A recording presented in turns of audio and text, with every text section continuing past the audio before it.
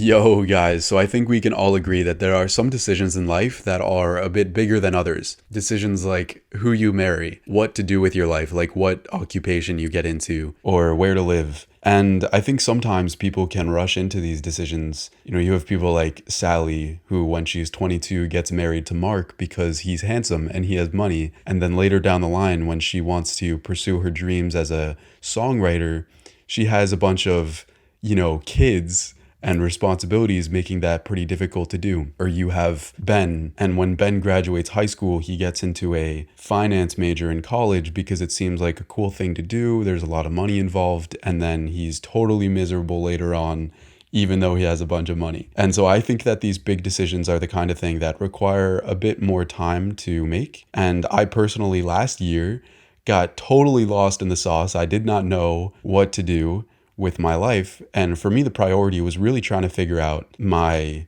life purpose, basically, because if I could tackle that, I feel like who to partner, where to live, I feel like that could be something I could figure out later. And so I'm the kind of person that seeks autonomy to a pretty extreme level. So I was really willing to totally isolate myself and cut myself off and essentially disappear from society in order to answer this question for myself. And I figured I would explain what my process has been in order to figure that out. And again, there's absolutely nothing wrong at all with the quote unquote normal route of things. Like, do whatever you want. In my case, I happen to seek autonomy in a pretty clear way. So this is the process that I took. So there are three things I needed to focus on and do here. And then once I briefly explained that, I'm going to talk about the primary blockage that got in the way of my progress. And then I'm going to explain the solution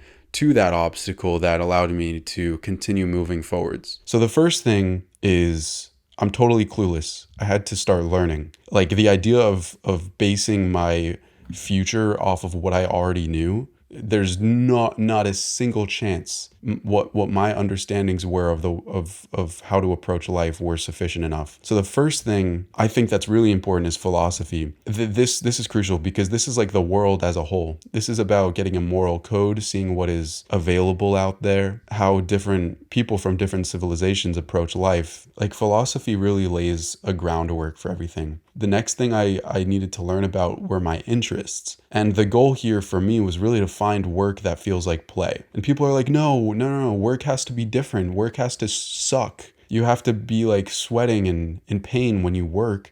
But play, you just have to make enough money so you have time for that. And look, no, find work that feels like play, because discipline is bullshit.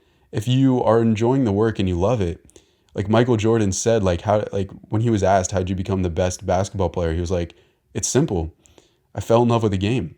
Learning about your interests, like, this is not the kind of thing where you wake up one day and you're like, oh, I know what I love to do. I just know. It's really a matter of pursuing the things that you're curious about. Now, in my case, when I was trying to figure out my life purpose, I didn't exactly know what my interests were. And in the background, I was constantly kind of looking for things that might intrigue me. Literally just looking up, like, what things even exist. Like, what are the options for me to be interested about?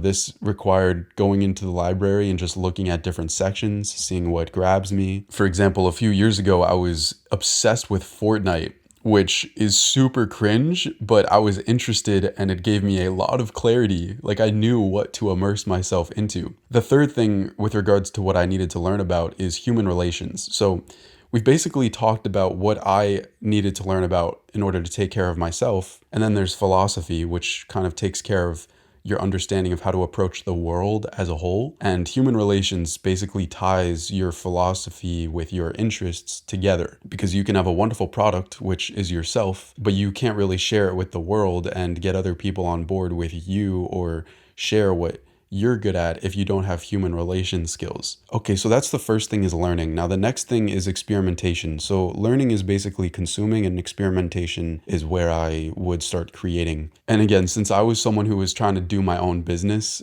building for me just meant trying different videos or businesses to try out. And for other people, it might look like applying to different jobs. But again, this is just like what my personal process was. Experimenting was the only way I could really start getting some direction, because I had to try things and see what I liked and didn't like in order to go forwards. Like at first, I literally thought I was going to build a marketing agency, but I had to experiment with that to realize that I freaking hated doing that. So the next thing after I started to build something is analyze it, and then I would rebuild. So it's basically just this feedback loop. So since I tried to build a couple business ideas, I was able to analyze what I was doing. And then when I would rebuild, I would have some more clarity. This clarity got more and more clear until I realized that I liked making videos. And so the videos became my form of experimentation. So now my experimentation looks like building a video, analyzing it, kind of seeing what I enjoyed about it, what I wanted to change, and then building another video. So, you really shouldn't click on my channel. Like the videos I've made, some of them are just laughably horrendous. That's necessary for me to be able to analyze it and then rebuild another video. Iterating is the only way to move forward. It doesn't matter how horrendous the final product might be. It's impossible to just go forwards without action. So that's learning and experimentation, and this essentially gave me the direction to start figuring out what to do with my life. But there's one thing here that really ties all of this together. It is the guiding force that allows somebody to actually move forward, and that is intuition. Intuition is what tells you, hey, I kind of like going in this direction, or I don't really like building that, I might want to try this. And so intuition is really helpful because it's the feedback for the creation and consumption cycle. And so building a stronger connection with your intuition is crucial for strengthening your clarity on your life purpose. And there are 3 things that I did here to get better with my intuition. So the first component of developing a better intuition is self-care. Like if you're just eating Pringles and watching social media for hours a day, then it's kind of hard for you to tap into divine frequencies because there's not much fertile ground to do that. So self-care is very important. I don't even really have to explain this. It's just like going to the gym, eating better food, and having the hygiene to like brush your teeth. So self-care is just kind of like the foundation. The next thing is expression. If you're in a state of insecurity or shame, you can't really tap into higher vibration frequencies where your intuition really comes into play. So expressing your emotions, whether it's through journaling, whether it's through making random videos to yourself, that helps you to detach from those emotions that aren't really serving you. Now, the third component of intuition is meditation. Since I was starting to take better care of myself and I was basically journaling out my thoughts in order to detach from them a bit more, meditation allows you to be in that silence, because in order to listen, we need silence. Because if we're not listening to the silence, we're listening to the noise, which is what other people are preaching for us to do, what other pressures are out there in the world. The deeper and more that you can meditate, the deeper your connection is to your intuition. For me, and again, this is my own process, I'm not preaching any advice here, but in my personal case, in order to start getting a better connection with my intuition and meditating a bit deeper, something that really helped me is transmutation, which is like, I basically retained my semen. So basically, like, I've been saving that, I've been holding that shit in, and that helps the energy to go upwards instead of outwards and fuel this feedback cycle of learning and experimentation with a bit more power. Because let me tell you, that sex energy is very powerful. Anyways, these are the 3 things. And, this seems all great and all. And you're probably thinking, okay, cool. You could probably just end the video here, Jack. And you are definitely right. However, there is something that is kind of getting in the way. So I've talked about what my process needed to focus on and what I needed to do. And now it's important to cover what I needed to not do, what I needed to detach myself from, what I needed to get away from. And so the primary blockage for me is a lack of presence and attachment. And this comes in the form of the present moment, the past, and in the future. Let me start with the present moment, because in the present moment, there's essentially a lot of noise. Where does this noise come from? Well, it comes from society, and society comes in the form of, all the people. There are friends, there is family, there is social media. And of course, it's not a matter of like getting completely away from all of this stuff. I would just notice that problems would start and I would start getting stuck in my thoughts if I tried to rely on these external things for guidance instead of myself. And so being attached to the noise and the things that we see on social media or the advice that people give us can take us out of the present moment, and it can take us out of our inner silence. So that's the present moment. And then there's the past. And this is tremendous because we have a lot of beliefs about ourselves that we might not even realize. This is why I labeled this whole category under the idea of attachment, because if people call you lazy and you start to hear that a bunch and then you start to identify with it, then over time you might start acting like somebody who's lazy because you're identifying with that. And so much of this happens when we're growing up because we might internalize ideas that we didn't even realize we were internalizing. So like my family might refer to me as a writer, for example, and as great as that is, if I want to expand or go into different territories, but I feel like I've categorized myself as a writer, that can be sort of limiting in a way. There's also what I think of myself. And it's like if I'm improving myself, but I'm used to thinking of myself as somebody who's lazy, then there's a bit of a disconnect. And it's like your previous self is trying to reel you back in, like, hey, this is not who we are. And that's where there's a lot of danger with like identifying with past beliefs. So that's the past. Now we have the future. This is the other way that we prevent ourselves from being present, is we worry about the future. I especially struggled with this just trying to build my own business because I'm fearful, I'm uncertain, and I have doubt. I'm asking myself, like, is this going to work out? Is this worth it? Maybe I'm doing this wrong. And as understandable as it is to be scared of the future, it impedes progress because it takes away our presence.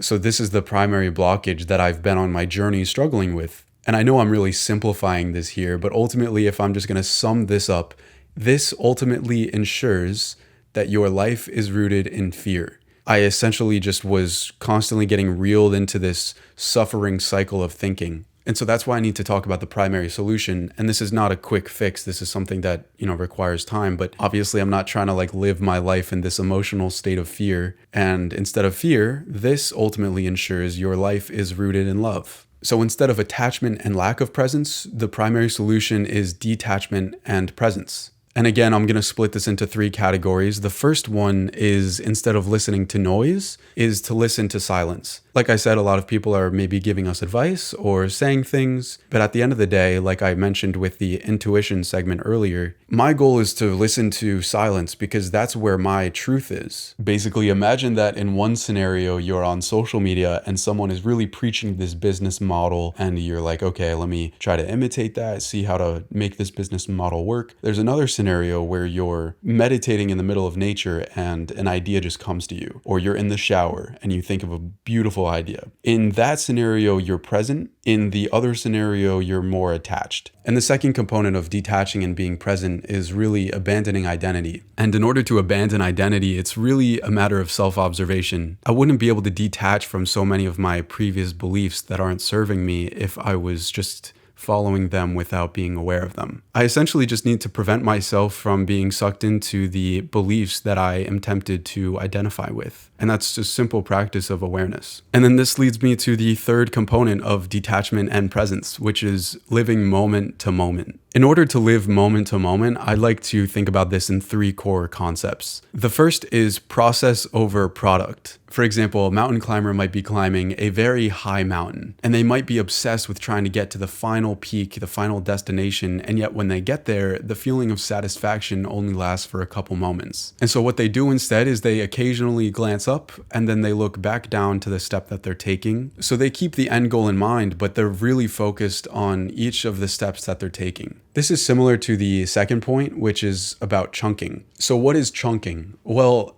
let me just say that there are people that can eat entire trains. Yes, a group of people can eat a train, like a physical metal train. And the way they do this is by taking the smallest imaginable amount of metal from this train and eating it in their food. It might just even be a little bit of dust from the metal. And this might seem like a very trivial activity, but over the course of a long time, this results in an entire train being eaten. For me, I still feel this way. Like, I feel like there are a bunch of videos that I need to make at once, and then I start getting really overwhelmed. But putting my focus on moment to moment allows me to just go one video at a time, one word at a time. If we're just so focused on eating the whole train at once or climbing to the top of the mountain in one day, of course that can be extremely daunting. And this brings me to the next point, which is devotion. All this means is committing myself entirely to whatever I'm doing. I might even have a lot of thoughts while trying to record my videos or recording this video, but my aim is to get back to what I'm doing and completely focus on the task at hand. And so this is the primary solution to the blockage that I explained. And unlike the blockage, this solution ultimately ensures that your life is rooted in love. It's a matter of detaching, being present, and occasionally checking the goal, but ultimately taking one step at a time. This is my personal journey because what to do with my life has been a big decision for me to really consider. And I wanted to explain how I went about approaching it. So thank you for watching. I love you. Have a wonderful rest of your day.